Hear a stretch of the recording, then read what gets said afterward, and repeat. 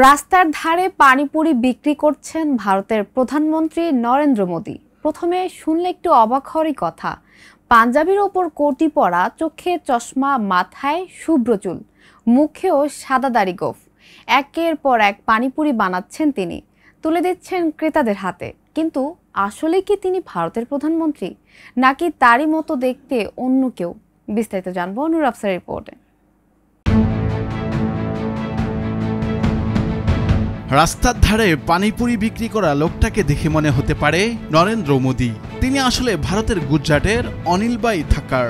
গুজরাটের আনন্দ এলাকায় তার পানিপুরি বিক্রির দোকান রয়েছে, নাম তুলসী পানিপুরি সেন্টার। মজার বিষয় হলো, অনিলের কাছে পানিপুরি খেতে গেলে যে কেউ ক্ষণিকের জন্য হলেও থমকে যেতে বাধ্য, কেননা অনিল দেখতে ভারতের প্রধানমন্ত্রী নরেন্দ্র মোদির মতো। বিশেষ করে তাকে পাশ থেকে দেখলে মোদি বলে যে কারো মনে হতে পারে। অনিলের পানিপুরি বানানো ও বিক্রির ভিডিও অনলাইনে ভাইরাল হয়েছে। ভারত জুড়ে এখন লোকসভা নির্বাচনের মৌসুম চলছে। এমন সময় গুজরাটে মোদির মতো দেখতে অনিলের সেই ভিডিও নিয়ে নেটিজেনদের মধ্যে চর্চা চলছে। শুধু পোশাকেই নয়, মুখ, চুলের ধরন, সাদা দাড়ি গোঁফ সবকিছুতেই মোদির সঙ্গে দারুণ মিল অনিলের। বয়সটাও কাছাকাছি।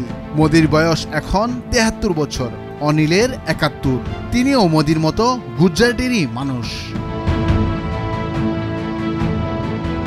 মূলত অনিলের দাদা পানিপুরির ব্যবসা শুরু করেছিলেন। ১৮ বছর বয়স থেকে অনিল পানিপুরি বিক্রি শুরু করেন। তিনি নিজ হাতে দোকান সামলান। এ ব্যাপারে তিনি বলেন, চেহারা ও পোশাক মোদির মতো হওয়ায় ক্রেতারা অবাক হন। অনেকে তার সঙ্গে সেলফি তোলেন।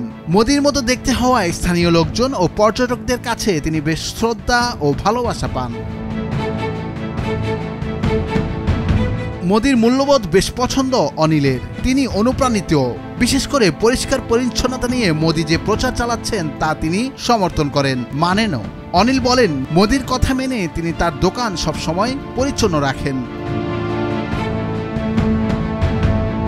শুধু অনিল একাই নন, মোদির মতো দেখতে আরেকজন আছেন মুম্বাইয়ে, নাম বিকাশ মহন্ত।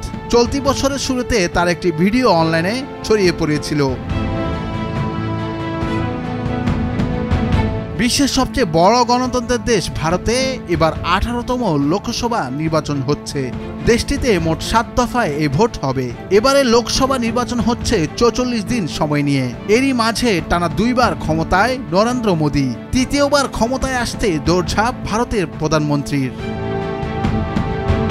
নুরুল আফসার, নিউজ ডেস্ক, ভোরের কাগজ।